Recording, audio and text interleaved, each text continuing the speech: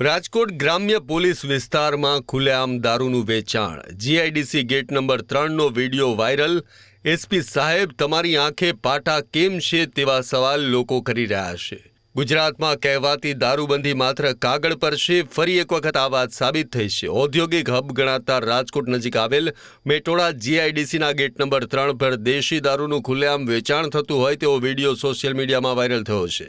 આ દ્રશ્યો પરથી સીધો સવાલ થાય કે શું આ ઔદ્યોગિક વસાહત છે કે પછી બુટલેગરોનો એક નવો બાર? વિડીયોમાં જે રીતે નિર્ભયતાથી દારૂનું વેચાણ થઈ રહ્યું છે તે રાજકોટ રૂરલ પોલીસ દ્વારા દારૂબંધી લાગુ કરવાના તમામ દાવાઓને પોકળ સાબિત કરે છે। અહીં સવાલ એ છે કે જો સખત દારૂબંધી હોય તો આટલો મોટો જથ્થો કઈ રીતે જીઆઈડીસી સુધી પહોંચે છે?